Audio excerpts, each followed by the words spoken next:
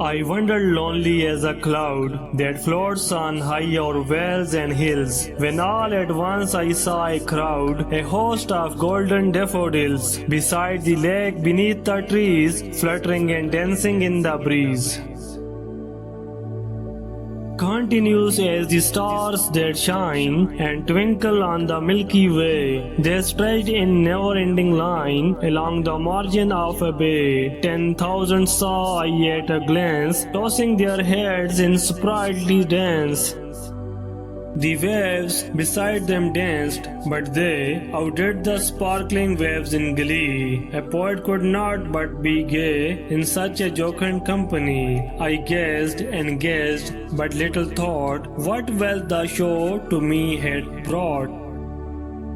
For oft when on my couch I lie, in vacant or in pensive mood, they flash upon that inward eye, which is the bliss of solitude, and then my heart with pleasure fills, and dances with the daffodils.